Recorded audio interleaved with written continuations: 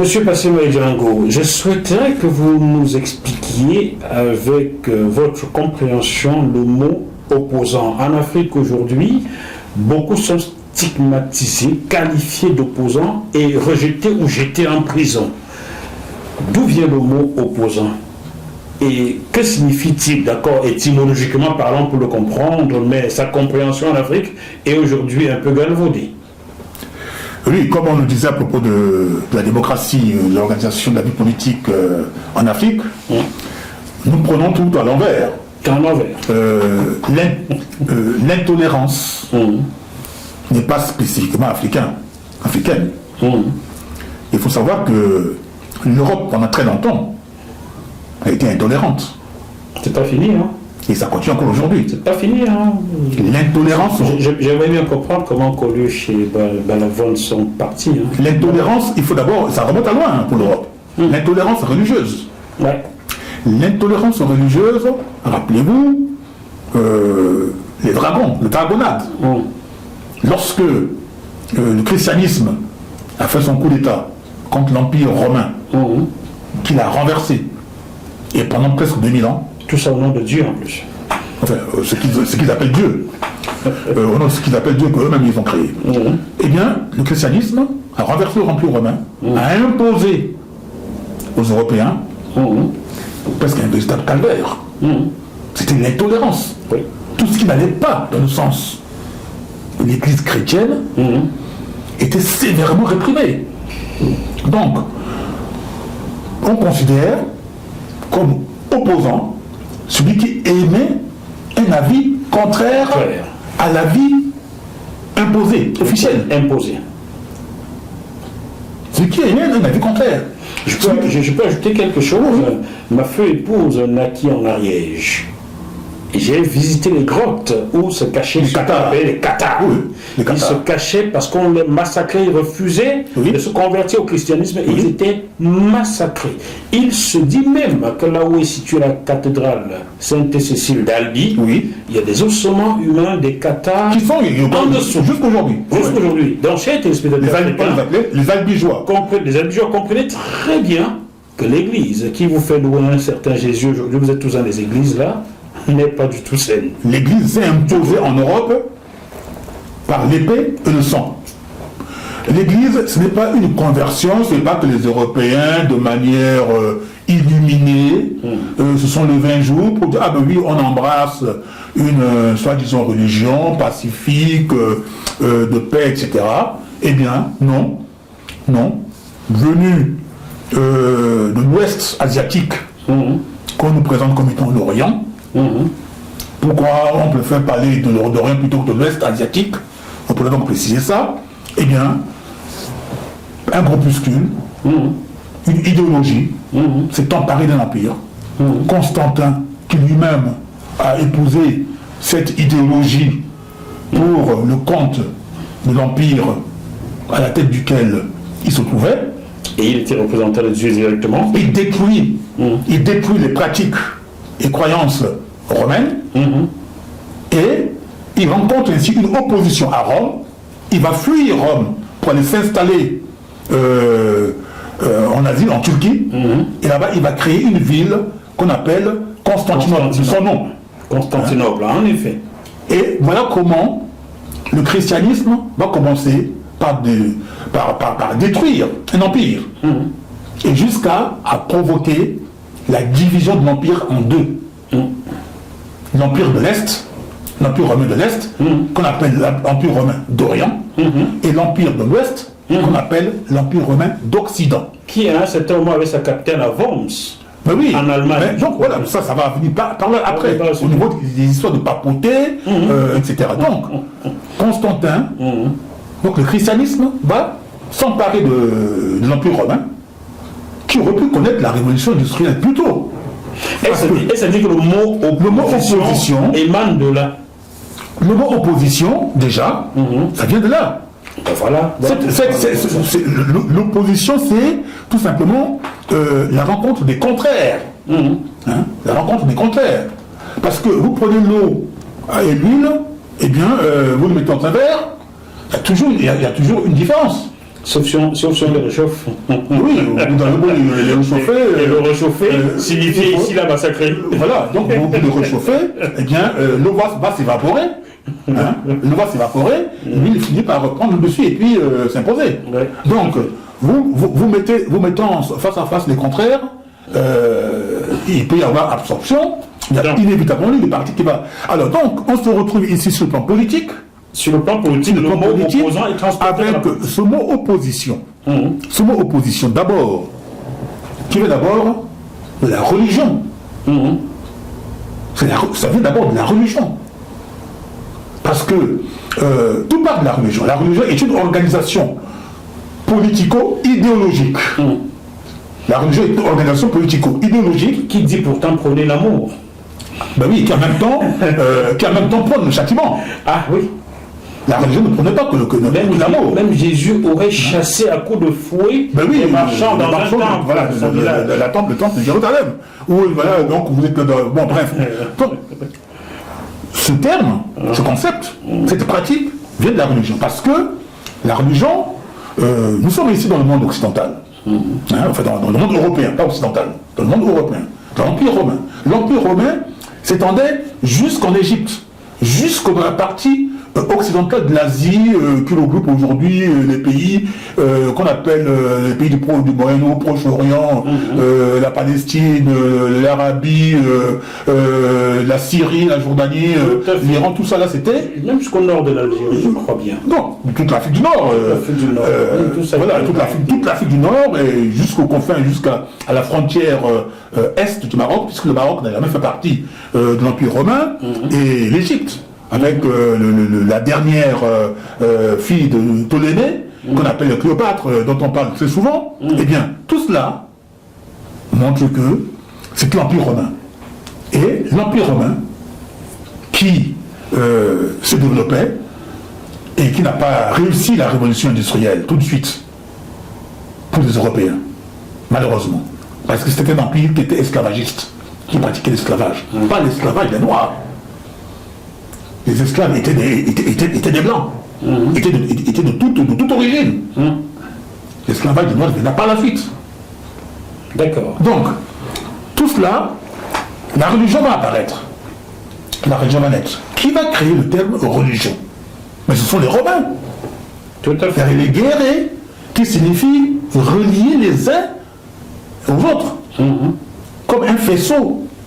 Le faisceau donne naissance à ce qu'on appelle le fascisme. Le fascisme mussolinien, qui s'est réclamé de l'idéologie romaine. Puisque Mussolini est le caudillo, qui est fondateur du parti fasciste italien, et qui était à Rome, où se trouvait la papauté, s'est inspiré de l'histoire de l'Église catholique. Vous avez bien compris. Et donc, la religion catholique, chrétienne, la religion chrétienne, donc catholique, qui signifie universel, voilà, catholique signifie universel, eh bien, ils vont donc créer ce fascisme-là, mettre tout le monde ensemble, reléguer, donc relier tout le monde. Alors, on va dire que relier les gens autour d'un Dieu créateur, mais ce n'est pas le Dieu créateur. Ce sont les créateurs de la religion qui vont créer un Dieu à leur image. Parce que ce que nous appelons un Dieu anthropomorphique. Un Dieu anthropomorphique qui a les attributs de l'être humain. Un Dieu d'amour, un Dieu qui peut être courroucé, un Dieu jaloux, un Dieu qui ne tolère pas. Un Dieu qui est même un dictateur, oui, qui impose qu'on se prosterne devant lui. Ben, un vrai démocrate, un vrai père ne demande pas un Dieu qui ne tolère pas d'autres dieux devant lui. Un Dieu qui ne vous permet pas d'adorer d'autres dieux. Donc il est jaloux. Alors ça, c'est un être humain. Un Dieu amour et jaloux. Voilà, c'est un être humain. Il est amour, il est jaloux, il peut vous détruire. Hein. Il peut jeter notamment le sort sur vous. Hein. Il peut vous punir. Comme ce que nous avons vu dans Orphée. On l'a décrit. Donc ceux qui l'ont créé, on décrit de telle sorte que quand on voit la description, on dit ben non. C'est l'humain, ça. C'est un être humain. Voilà. En fait. Donc ils ont créé une religion, ils ont créé un Dieu à leur image, et ils l'ont imposé. Alors, tous ceux qui ne partagent pas cette vision sont opposants. C'est le mot opposant. On les appelle des hérétiques. Hein? On doit les maltraiter. Hein. Et pendant 2000 ans, en Europe, l'Église catholique, l'Église chrétienne a sévi.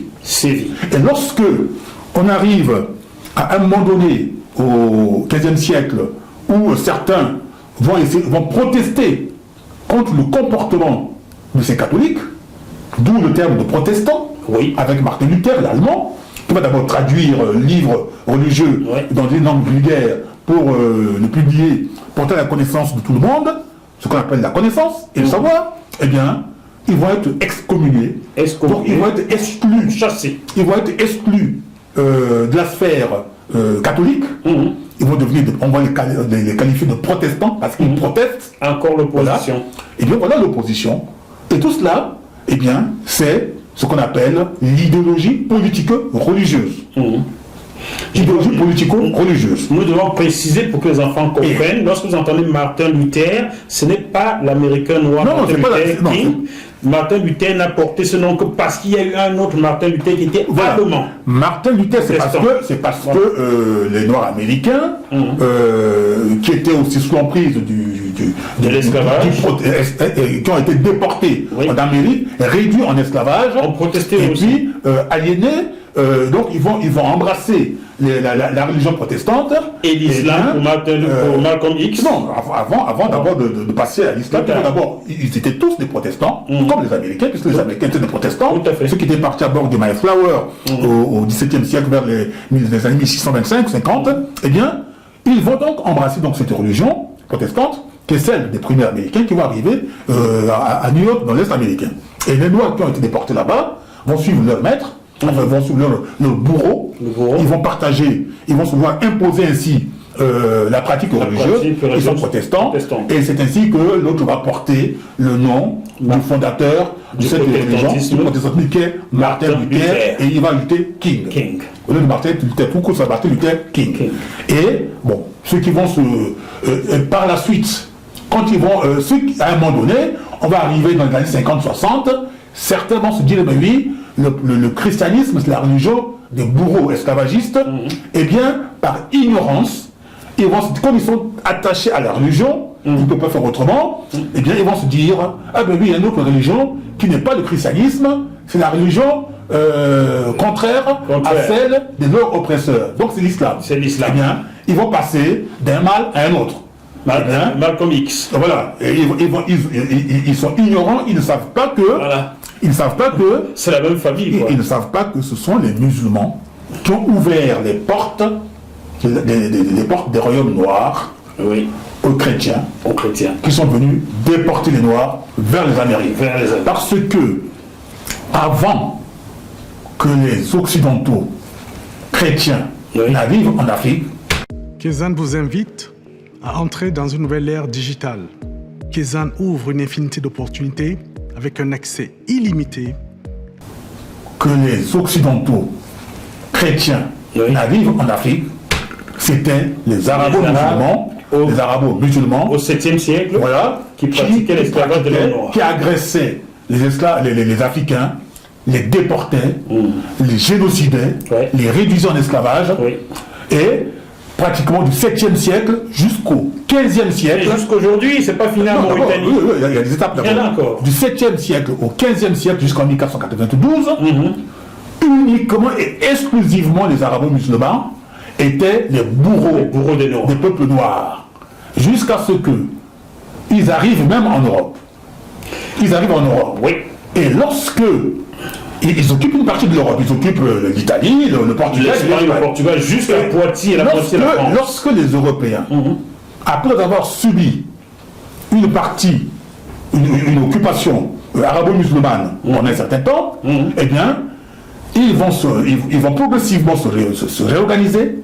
Faire revenir un archevêque qui était en Amérique latine. Non, là, c'était pas encore l'Amérique latine. Avant le voyage de Christophe Colomb en 1492, les Européens n'étaient pas encore partis en Amérique latine, n'étaient pas encore connus. D'accord. L'Amérique n'était pas encore connue. Parce qu'il va d'abord y avoir la révolte des Européens qui vont repousser les Arabo-musulmans hors d'Europe, qui vont partir en croisade jusqu'en Palestine, tout à fait, à Jérusalem, et c'est à partir de 1492 qu'ils vont partir dans leur voyage pour arriver en Amérique latine. Ça, c'est après. Donc, jusque-là, les Africains étaient en proie avec les Arabes. Les Arabes. Leur pire bourreau étaient les Arabo-musulmans. Les Arabo-musulmans. Les Occidentaux, ils n'étaient encore rien. C'était encore pas arrivé. Parce que sans les Arabo-musulmans, les Occidentaux ne venaient pas faire aux Africains ce qu'ils ont fait. Tout à fait. Hein? Les Occidentaux ne venaient pas faire aux Africains ce qu'ils ont fait. Ce sont les Arabo-musulmans qui, pendant des siècles, ont agressé, réduit en esclavage, déporté, génocidé des populations entières de l'Afrique. Convertis aussi. Ça, c'est l'oppression. Quand Quand vous êtes réduit en esclavage, quand vous êtes agressé, soumis, on vous oblige d'abord à vous soumettre. C'est même pas la conversion, on parle de soumission.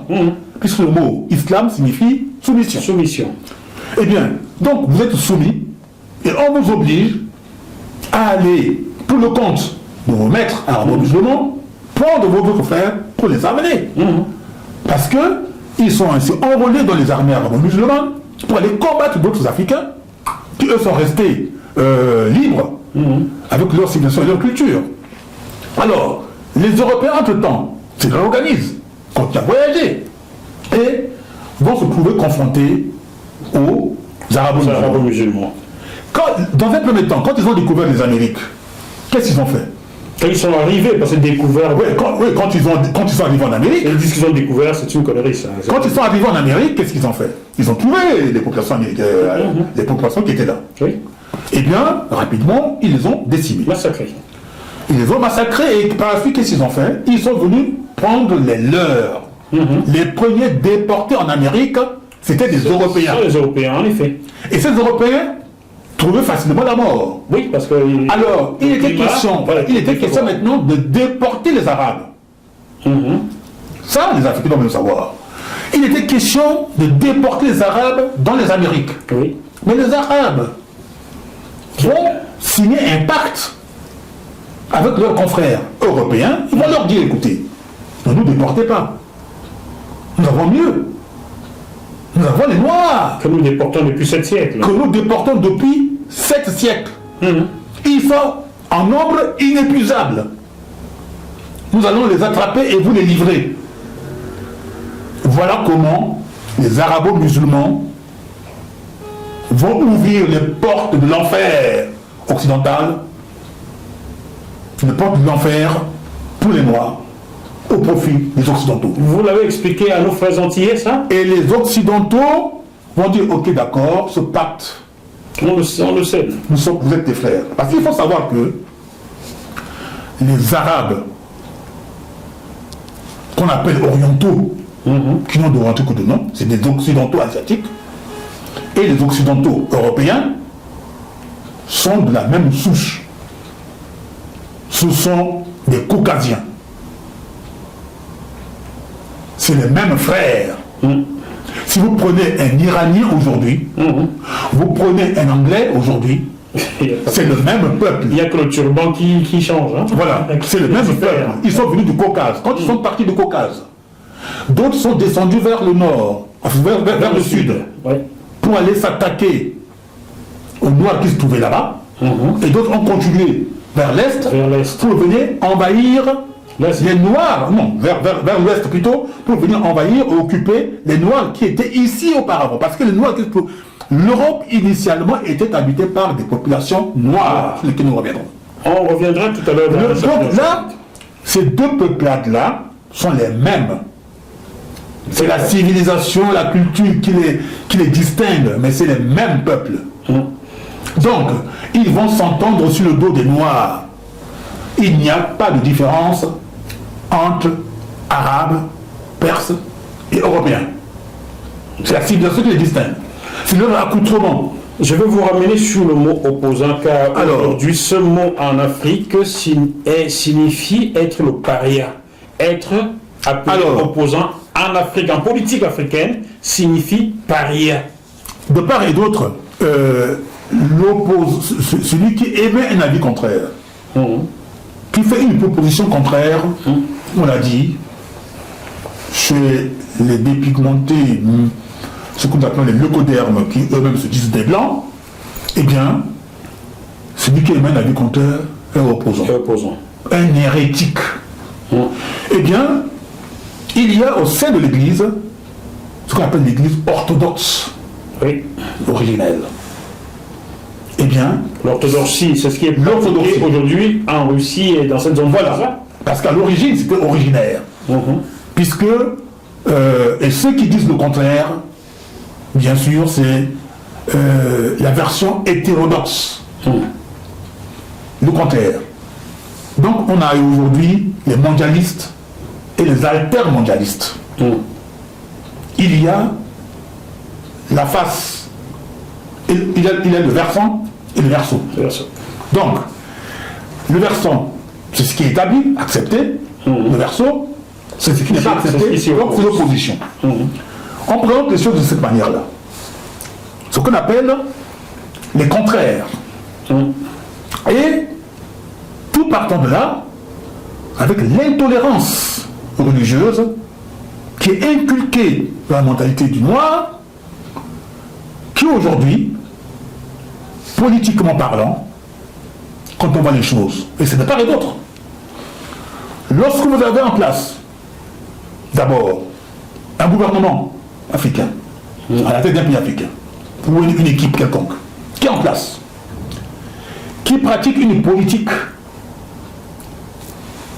vous trouvez que la politique répond à un certain nombre de besoins, eh bien, vous allez systématiquement vous y opposer. Systématiquement vous y opposer. Et lorsque vous êtes au pouvoir également, et que l'autre qui est celui qui n'est pas avec vous, il vous fait une proposition de bon sens, qui est une bonne proposition. Mais puisque vous n'êtes pas ensemble, vous allez considérer qu'il n'a pas le droit de faire une bonne proposition. Vous allez le combattre. Donc l'opposition est permanente chez les Africains. Quel que soit le bord politique. Ceux qui sont en place considèrent que tout ce qui vient de ceux qui ne sont pas en face, c'est mauvais. Ceux qui ne sont pas au pouvoir pensent que tout ce qui vient du pouvoir, tout ce que le pouvoir fait, c'est mauvais. Et il crée ainsi une tension permanente. Dès que les élections en Afrique sont terminées, alors ceux qui ont perdu l'élection vont rentrer dans une opposition totale jusqu'aux prochaines élections. C'est-à-dire qu'ils ne cherchent même pas à voir si telles mesures qui sont prises, telles dispositions, etc., sont acceptables ou non. Pour eux, ils sont opposants, c'est tout. Est-ce que ce n'est tout simplement pas parce que ces hommes politiques africains ne travaillent pas dans l'intérêt de leur peuple? Exactement. Que ce soit l'opposition. Parce que le problème, c'est quoi? C'est que, tout simplement, il y a une question d'abord d'intérêt fictif, qui ne sont pas réels. Ils ne défendent pas les intérêts qui sont véritables. Déjà, il faut savoir que beaucoup d'entre eux sont portés au pouvoir par des forces extérieures au peuple. Extérieures situées où? Eh bien, les Occidentaux. Mais il faut le dire. Voilà. Et ils sont portés au pouvoir par des Occidentaux ou des Orientaux. Parce que pas des étrangers, tout simplement. Pas des étrangers. Pas des étrangers, des Caucasiens qui soient de ce qu'on appelle l'Orient. Enfin, l'Ouest ou de l'Orient. C'est des Caucasiens. Dépigmentés. Voilà. Donc, ils sont portés au pouvoir par ces gens-là. Peu importe leur culture, c'est ce que nous appelons des judéo-islamo-chrétiens. Voilà. Tous ceux qui appartiennent à cette secte judéo-islamo-chrétienne, qui les portent au pouvoir, qui portent ces gens au pouvoir, eh bien, ils représentent leurs intérêts. Au détriment des intérêts des peuples qui sont censés représenter. Et ceux qui sont dans l'opposition, pareil. Ils recourent au même soutien. Au même soutien. Voilà. Au même soutien. Donc, nous voyons un exemple éloquent, le cas de la République centrafricaine, où un individu, en 2002-2003, a été porté au pouvoir par l'extérieur. Et bien cet individu, pasteur général de son pays, part de Paris. Vous parlez de qui là? Bon, Bon, on sait qui est arrivé, mais on peut prononcer son nom parce que ça. Oui, bon, un individu du nom de, je sais pas quoi, Bozizé, quelque chose comme ça, qui parle de Paris, avec un cahier de charge, avec des collaborateurs, avec des partenaires, avec des éléments complices qui sont encore très actifs aujourd'hui. Passe par le Tchad, on donne l'ordre au pouvoir tchadien qui a été aussi installé à la tête du Tchad par toujours les milieux français, par ce qu'on appelle la junte française. Eh bien, on sort de prison, des repris de justice, on prend des anciens militaires tchadiens qui ne sont plus dans l'armée tchadienne, on les met tous à sa disposition, des centaines, et ils marchent sur le Bangui, sur la capitale de Centrafrique. Pour renverser. Et pour renverser M. Ange Patassé, qui avait été aussi en 1993 porté au pouvoir pour remplacer Kolimba, qui a été porté au pouvoir par la junte française. Puisque les élections présidentielles de 1993 organisées avaient en réalité été remportées par M. Abel Gouba, et la France, la junte française avait décidé autrement de faire passer plutôt Ange Félix Patassé, qu'il considérait comme étant beaucoup plus manipulable que M. Abel Gouba, qui lui... Abel Gouba qui était déjà le bras droit de Boganda. De Boganda, oui. Oh, et qu'on avait envoyé à l'ONU. Voilà, le même, voilà. Il n'est pas question que celui-ci...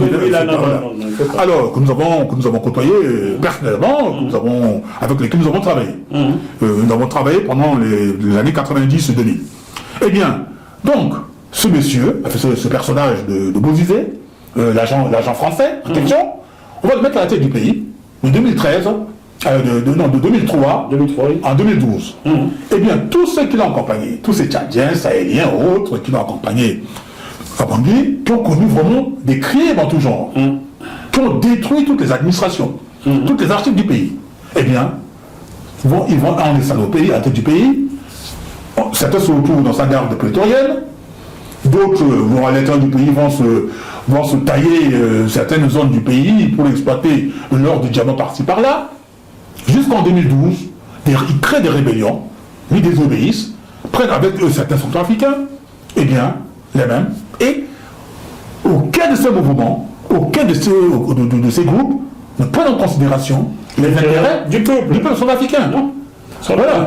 Eh bien, des oppositions en tout genre qui se créent de manière artificielle, des anciens compagnons. Toujours soutenus par des gens qui ont besoin des diamants et de l'or. La junte française. Bien précisé. Et on avait les Balkany, maire de Le Voilà-Perret dans le 92, qui allait à Bangui. Patrick Balkany. Qui va à Bangui, qui repart de Bangui avec des mallettes remplies de millions d'euros. L'exemple avait été donné par Valéry Giscard. Voilà, Giscard d'Estaing déjà, qui allait à Bangui prendre les diamants des Centrafricains. Et pas que même Catherine. Et voilà, tout cela, et qui s'empare, bien sûr, qui s'empare de la femme du baroudeur, bref. Donc tout cela, à un moment donné, eh bien, les mêmes, on organise de chasser cet énergumène, on organise donc des groupes, des bandes de criminels assassins qu'on déferle sur le pays en 2012, 2013, évidemment, il est chassé. Et tout cela, puis dans l'instabilité, on installe.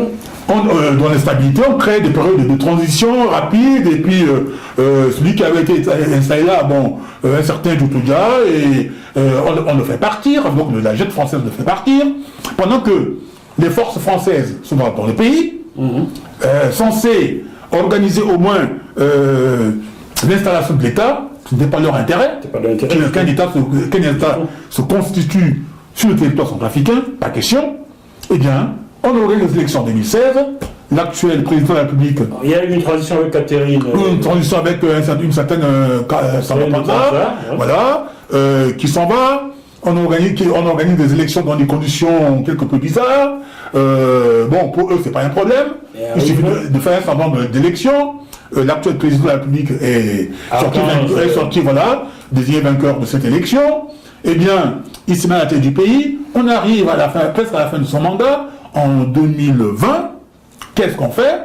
On fait revenir le même Bozizé, avec les mêmes assassins criminels qui l'entourent, sahéliens, venus du Niger, du Nigeria, du Sénégal, du Mali, du Tchad et du Soudan, eh bien, pour déferler sur le Bangui, massacrant tous sur leur passage pour aller s'installer au pouvoir.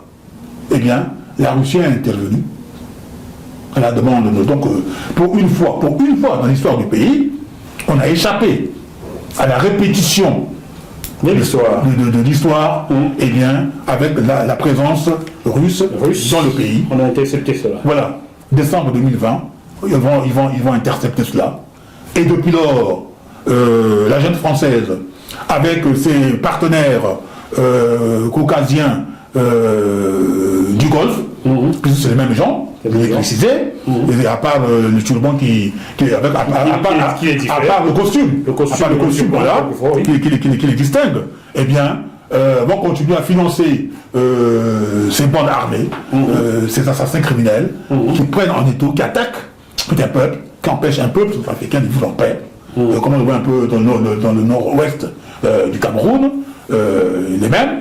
Au Congo également. Au Congo, en RDC, voilà, un peu partout, sur le continent, dans le Sahel, qui financent cela.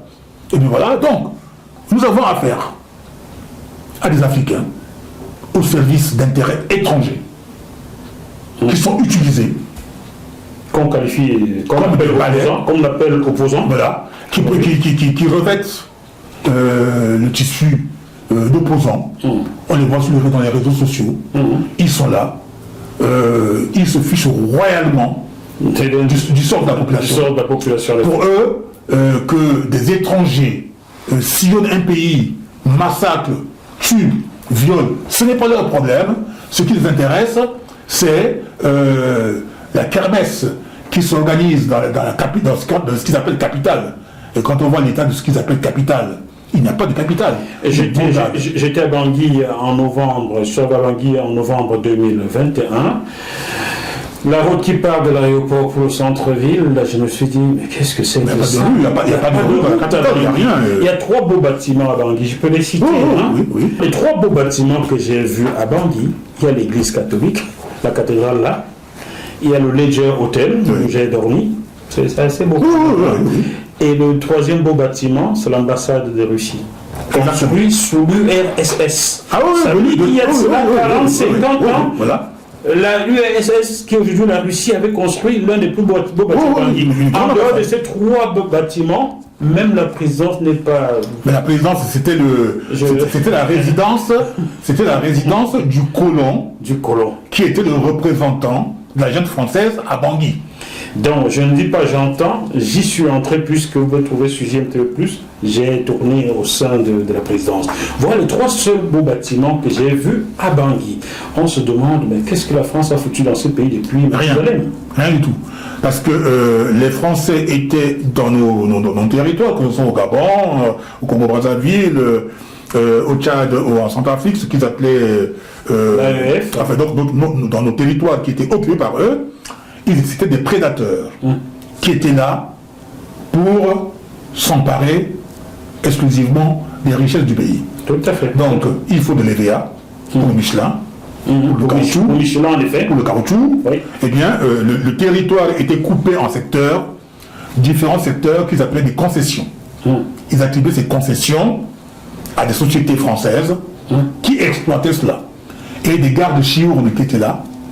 Au départ, les Sénégalais qu'on a fait venir dans le pays, comme on le disait, via l'état du Bornou au Nigeria, on a amené quelques-uns, et vous verrez que dans toute la République centrafricaine, il y a des vestiges de ce passage criminel des Français, et qui ont instauré ainsi dans chaque ville, enfin dans chaque bourgade, ce qu'ils appellent le quartier Bornou, auquel il faudra à un moment donné y mettre fin, parce que pendant que les Français sont en train de déboulonner l'image de ce qu'ils appellent l'abbé Pierre et les noms, eh bien il faudrait que chez nous aussi de tels noms soient totalement effacés, disparaissent. Voilà, disparaissent comme de notre paysage. Comme l'a fait Sonko en Casamance. Voilà, on doit faire disparaître ces noms de Bornou chez nous, parce que c'était des vestiges, des crimes qui ont été commis à l'égard de notre peuple.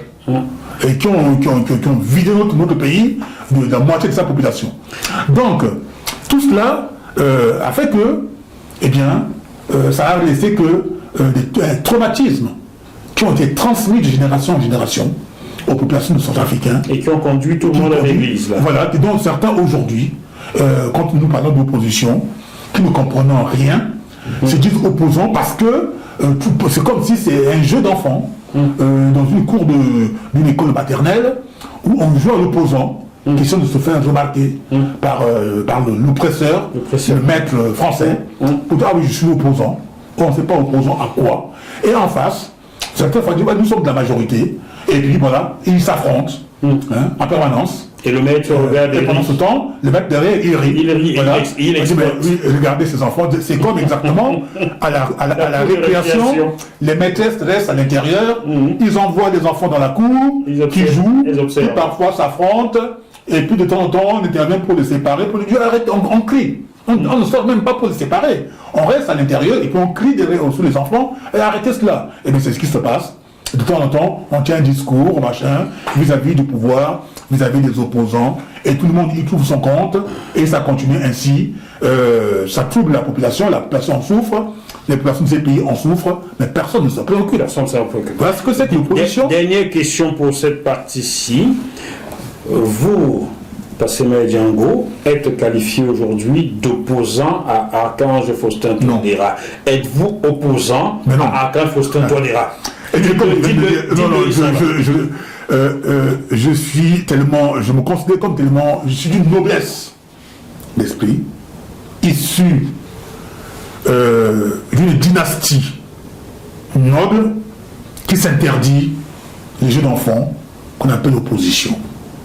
Je ne peux pas me descendre si bas pour parler, dire que je m'oppose à quoi que ce soit ou à qui que ce soit.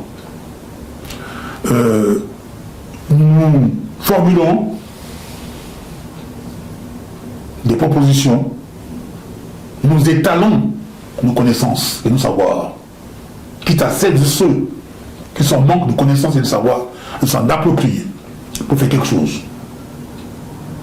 Nous disons aux uns et aux autres que oui, nous sommes détenteurs de connaissances, nous sommes détenteurs de savoirs depuis des millénaires. Et si aujourd'hui nos peuples souffrent de manque de connaissances et de savoir, il est de notre devoir de porter à leur connaissance, de leur faire savoir ce que nous savons, de leur livrer nos connaissances et de leur faire comprendre que voilà ce dont ils ont besoin pour aller de l'avant. Et ceux de nos compatriotes, ceux des nôtres, qui, comme nous venons de le dire, jouent à ce jeu d'opposition majorité, de majorité-opposition, d'affrontement permanent, qui ne mène nulle part, qui joue le jeu de l'intérêt des intérêts étrangers. Eh bien, à un moment donné, il faudrait qu'ils grandissent. Et qu'ils se disent, mais à quoi on joue? À quoi on joue? Il y a toute une série de dialogues, de rencontres dans ces pays qui ne conduisent à rien. Mais il faudrait que chacun réfléchisse à des solutions. Comme on avait parlé de démocratie. Vous m'avez posé la question. Oui. Est-ce qu'il fait systématiquement copier ce qui se passe ailleurs? Moi j'ai répondu non. Mais il faut aller vers une voie qui nous permette de construire quelque chose à partir de nous-mêmes, de mettre en place un dispositif qui garantisse la stabilité, l'entente, l'harmonie, en s'appuyant sur la raison universelle. Nous sommes détenteurs de la raison universelle. Nous sommes guidés par la raison universelle. Une question, s'il vous plaît. Si aujourd'hui, le président Archange Faustin Touadéra vous disait, vous, monsieur Passema Django, j'ai besoin de vous, et que tout cela concourait à l'intérêt supérieur de l'État centrafricain, est-ce que vous lui répondriez par oui? Alors, ça fait des années que nous faisons des propositions à nos compatriotes qui sont à la tête du pays. Oui, mais la question est simple. Vous n'aimez pas le oui ou le non. Hein? Il va falloir vous enfermer. Hein? Oui, parce qu'il faut se dire que la démarche scientifique, qui est la nôtre, ne nous conduit pas systématiquement à des points perdus. Nous ne sommes pas dans la science ici. Non, parce qu'il faut que notre jeunesse arrive à acquérir, parce que c'est la démarche de nos ancêtres. C'est la démarche de nos ancêtres. D'accord, sortons du oui. Donc, mais ma question est simple. Donc, là, si aujourd'hui, vous appelez et que tout ceci concourt à l'intérêt supérieur de l'État. J'ai déjà, dans pas mal de mes propositions, de mes interventions, adressé des messages aux compatriotes qui sont à la tête de nos pays. À eux de les saisir. D'accord. Or, il se trouve que, vous l'avez bien dit, en Afrique, il faudrait commencer à faire l'éloge de celui qui est au pouvoir, pour qu'ils comprennent que vous êtes à son côté. Oui, ça c'est une aberration. Alors, je leur conseille de se débarrasser de cette démarche, d'écouter les uns et les unes, et de se dire, lorsque nous avons des gens, des compatriotes, qui ont des positions semblables aux nôtres, eh bien, on doit pouvoir se dire, écoutez, on peut se mettre ensemble pour élaborer un projet. La démarche qui consiste à exiger la soumission, ce sont nos ennemis extérieurs qui, pendant des siècles, voire des millénaires, l'ont imposé. Ils sont venus, ils nous ont obligés à nous soumettre. Et je précise que le mot soumission, un musulman, c'est ce qu'on appelle insoumis. Insoumis, oui. Si vous traduisez le mot musulman, qui est un mot arabe en français, c'est insoumis. Insoumis. Si vous traduisez... Insoumis, non, c'est le soumis. Le soumis, oui, là.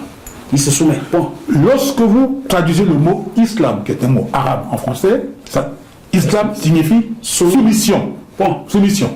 Et la langue française, la langue latine, que ce soit en anglais, en allemand, en italien, en français, en portugais, l'islam signifie islamisme. En français. Ah, d'accord. Islamisme signifie islam. Et signifie en langue latine. En français, en langue latine, nous disons islamisme. En langue arabe, on dit islam. D'accord. Alors, certains, c'est là que la confusion, parce que les religieux et les hommes politiques de part et d'autre, ces occidentaux caucasiens qui viennent du nord, enfin de l'ouest ou de l'est, créent la confusion dans l'esprit de leur peuple. Oui. En présentant le concept islamisme... Islamisme comme étant le radicalisme. Voilà, ce qui est totalement faux. L'islamisme, c'est la religion des musulmans. C'est tout. L'islam, c'est la religion des musulmans. À part que l'islam est un mot arabe et islamisme est un mot français. Français. C'est tout. Voilà. Ça suffit par radicalisation. Il y a, on peut dire islamisme radical ou islamisme tout court. On peut dire l'islam radical ou l'islam tout court. Mais opposer l'islamisme à l'islam, ça, c'est une bêtise. Une aberration. C'est un piège. On apprend tous les jours ici. C'est un piège qu'on tend au peuple qui n'ont pas compris la chose. C'est un piège qu'on tend à ceux qui n'ont pas les connaissances et les savoirs nécessaires pour comprendre. Monsieur Passema, j'espère que la direction, la DGSI ne censurera pas ceci, car comme vous savez, les réseaux sociaux dans nos pays sont dirigés par les renseignements intérieurs qui censurent à tout va. Alors, je vous précise que la question a été, ce que je suis en train de dire a été débattu maintes fois dans les commissions du Sénat. L'une des rescapés du Charlie Hebdo, qui avait rédigé, je crois, un livre sur l'islamisme, donc sur l'islam, avait été à maintes reprises entendu par une commission du Sénat, une commission parlementaire, sur cette question. Et plusieurs fois, elle a répondu à cela. Et donc, c'est une question qui est déjà tranchée. Mais c'est le grand public qui malheureusement n'est pas informé. Parce que je n'ai pas une télévision mainstream organiser un tel débat pour permettre aux gens comme vous d'expliquer ce que c'est. Heureusement, il y a JMTV+, il y a des médias sociaux qui permettent aux gens comme vous de s'exprimer grandement. Et nous avons aussi noté, ça je ne vais pas vous permettre de rebondir là-dessus, que vous n'avez pas clairement répondu à la question de l'appel du Ah oui, de Touadéra, donc tout simplement c'est que... Vous n'avez jamais vraiment répondu. C'est encore dans le flou dans ma tête. Donc, non, l'enfant qui fait CM2 n'a pas compris non plus. De toutes les façons, s'il est question de m'entretenir avec les... Nous avons une ambassade, nous avons des ambassades à l'étranger, oui, qui sont censées porter le pouvoir en place, oui, mais qui sont les maisons des Centrafricains. Oui. Moi, je vais dans les ambassades, je rencontre les gens qui sont en contact avec les pouvoirs. Si je croise M. Touadéra, je discuterai volontiers avec lui, je n'ai rien contre lui. Absolument pas. Je n'ai rien contre lui. Voilà. C'est un frère avant tout. Je ne le connais pas physiquement, machin. Il a la tête du pays. Je discuterai volontiers avec lui. Je n'ai rien contre lui. Lorsque Touadéra a été en Russie, à Sochi, rencontrer le ministre des Affaires étrangères, M. Lavrov, pendant que notre pays était en difficulté, a discuté avec Lavrov, ensuite avec M. Poutine, pour que les Russes viennent en Centrafrique. Mais c'était des démarches que j'avais déjà formulées. Ah ben, formulées. J'ai été contacté plusieurs fois par une télévision russe, par la voix de la Russie. À maintes reprises, je leur ai accordé des interviews depuis Moscou, par téléphone, qui ont été diffusées sur les chaînes de radio, télévision russes. Et je donnais mon avis. Lorsqu'il était question que la Russie livre des armes à notre pays, bien sûr.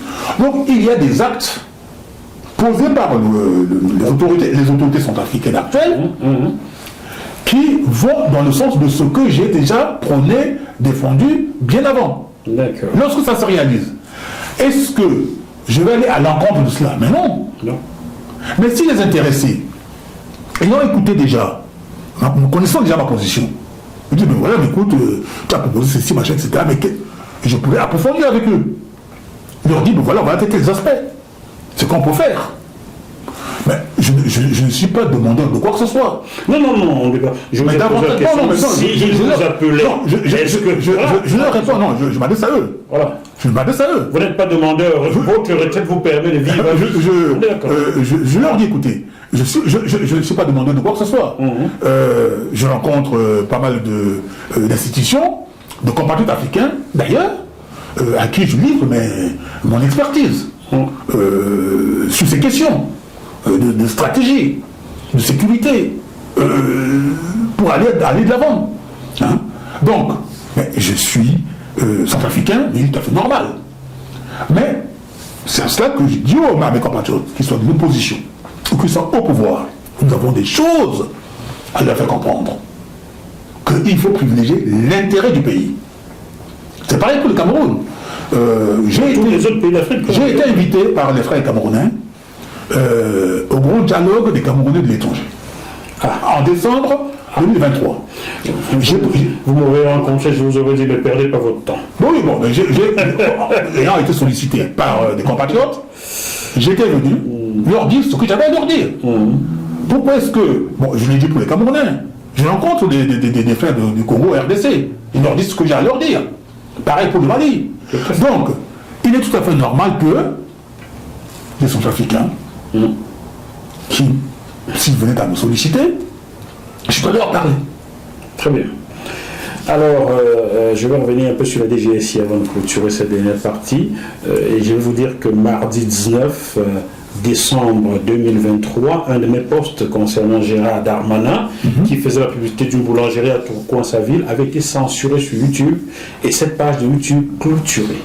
D'accord. J'avais écrit à Google pour leur dire, expliquez-moi en quoi j'enfreins une quelconque loi de notre pays en publiant une vidéo dans laquelle notre ministre de l'Intérieur vante un commerce de sa ville. A-t-il ce droit-là? Dites-moi en quoi j'enfreins les règles.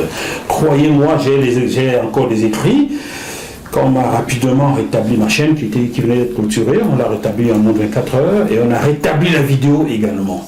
C'est que vous compreniez pourquoi j'ai dit, j'espère que les services de la DGSI ne vont pas censurer ceci, car la DGSI est sur le dos de Jackie Morfo, est sur le dos de GMTV+, et censure régulièrement mes publications, alors que je n'en ferai aucune loi, alors que je n'appelle pas à la haine, je ne fais que donner l'information, ce qui est demandé par le traité de Nuremberg, vrai ou faux. Voilà. Donc il faut savoir une chose. Malheureusement, les services publics français, comme je l'ai dit pour la gendarmerie, ont des difficultés financières, matérielles et humaines. On peut faire des reproches, on peut constater des dysfonctionnements. Mais pour nous autres, qui sommes attachés à l'administration, qui connaissons ses limites, ses failles, ses difficultés, qui sont occasionnées par ceux qui sont responsables de l'État, qui ne mettent pas les moyens suffisants à la disposition de ces services-là, inévitablement, il doit y avoir des dysfonctionnements. Pourquoi? Parce que on a beau utiliser les technologies de l'information pour travailler, mais l'humain doit être toujours derrière. Mais lorsque vous avez des effectifs réduits, tels que prône aujourd'hui l'actuel chef de gouvernement de M. Macron, qui envisage... Michel Barnier. M. Barnier, qui envisage de supprimer 100 000 postes de fonctionnaires pour faire de l'économie, eh bien, la DGSI, les services de renseignement, etc., qui sont des fonctionnaires, n'échappent pas. N'y échappent pas. Et lorsque vous réduisez l'effectif, les agents qui sont là, ils n'ont pas le temps de visionner, etc. Et bien on va cliquer sur un bouton, on va supprimer des trucs, et puis, etc. Après, vous vérifiez après. Mais entre-temps, on a fait du tort aux gens. Ben oui. Ça peut être, je ne dis pas que c'est ça, mais ça peut être ça. C'est pas loin de ça. Oui, ça peut être cela aussi. Parce que nous savons que dans ces fonctionnements, c'est pareil pour la santé, c'est pareil pour l'enseignement, c'est pareil pour les forces de l'ordre qui sont en nombre insuffisant. On voit aujourd'hui que dans certaines villes, etc., il est question de déployer les forces de sécurité pour protéger la population, pour protéger les femmes qui sont violées, les personnes âgées ou les jeunes qui sont enlevés, etc. Pour appliquer les OQTF. Voilà. Comme on voit à Marseille, avec la délinquance ou ailleurs, partout d'ailleurs. Partout. Bon. Donc tout ça, c'est le dysfonctionnement de l'État, qui est la conséquence des choix et de la politique de la junte qui se trouve à la tête d'un pays, mais depuis à un moment donné, depuis très longtemps, montre ses failles, montre ses limites, se trouve incapable de répondre aux besoins de la population à travers des services publics de sécurité, de défense, donc des administrations susceptibles de fonctionner convenablement, de générer les moyens financiers et matériels qui doivent être mis à la disposition de ces administrations, leur permettant de fonctionner correctement et de répondre aux intérêts de la population sans commettre des écarts comme ceux que vous évoquez. Que j'évoque. Alors, chers administrateurs, faites attention, vous ne voulez pas de journalistes noirs originaires d'Afrique sur vos grandes chaînes parce qu'ils en savent trop sur la France-Afrique, c'est pas parce qu'ils sont incompétents. Si je suis incompétent, ça, toutes les grosses chaînes de France n'auraient pas diffusé des sujets tournés par moi. De TF1 à France Télévisions en passant par Canal, Planète, vous avez tous diffusé des sujets de moi. Orange France, Eurosport. Vous ne voulez pas, nous travaillons en indépendant, vous nous cassez encore les pieds, il nous reste une seule alternative, c'est de travailler avec la Russie. Continuez ainsi, et nous irons travailler avec les Russes, et vous nous traiterez, on nous déchoira de nos nationalités, c'est ça, hein? C'est ce qui va arriver. Il y en a marre. Il y a des exigences. Voilà. Il y a des exigences. Tous les pays d'Afrique noire ont des communautés présentes en France, qui y travaillent, qui paient des impôts. Donc c'est des contribuables. L'impôt des contribuables sert à faire fonctionner les services publics de l'audiovisuel. Et à ce titre, il est tout à fait légitime, important, que les services publics d'audiovisuel consacrent des heures d'antenne aux actualités des pays d'Afrique noire. Mais vous les voyez pas, hein? On n'en voit pas. On n'en voit pas. Parce que lorsque même lorsque les délégations des pays d'Afrique noire sont présentes en France, on ne les voit même pas. On ne les voit pas. Sur les chaînes de télévision. On ne les voit pas du tout. Qui fonctionnent grâce aux impôts de tout le monde. Des ressortissants des pays dont les soi-disant représentants, entre guillemets, sont de passage dans le pays. Et vous avez évoqué, parmi le personnel, eh bien, ils ne sont pas représentés. Nous parlons de démocratie. Voilà cette discrimination, c'est-à-dire cette entorse au principe de l'égalité, qui est le deuxième principe qui sous-tend ce que c'est que la démocratie. Parce que là où il n'y a pas l'un des deux principes, il n'y a pas de démocratie. Donc nous ne sommes pas dans une société démocratique, nous sommes dans une société qui repose sur l'arbitraire, qui repose sur la discrimination, qui repose sur le mépris, et l'injustice. Donc, Monsieur Passé Django, cette émission-ci, vous pensez qu'elle ne peut pas être faite sur France 3 ? Vous pensez que le journaliste qui est devant vous ne peut pas recevoir les hommes politiques, des personnalités de la société civile ou quoi que ce soit sur France 3, sur France 2 vous pensez que je ne peux pas le faire ? Tous les Africains qui passent par les écoles de journalisme, les centres de formation de journalisme, qui travaillent dans l'audiovisuel, eh bien, ont tout à fait le mérite d'être présents dans les services publics de l'audiovisuel, que ce soit de la radio ou de la télévision. J'ai arrêté d'envoyer mes CV des hommes politiques comme des Bernard Debré, je peux le citer personnellement, je peux citer Jacques Gauthier qui est encore en vie. Ne croyez pas ça de leurs oreilles, ce sont eux qui sont chargés d'envoyer mes CV. Même Jean Sarkozy a envoyé mon CV à un certain moment sur certaines chaînes parce qu'ils ne comprenaient pas. Mais la réalité a été là, ils s'en sont rendus compte. Jusqu'aujourd'hui, il me reste à envoyer mes CV aux chaînes russes et étrangères. Vous ne voulez pas de nous en France? Nous allons aller bosser ailleurs. Voilà, on se retrouve dans quelques minutes pour la suite de ce programme qui est assez long, mais je suis sûr instructif. À tout de suite.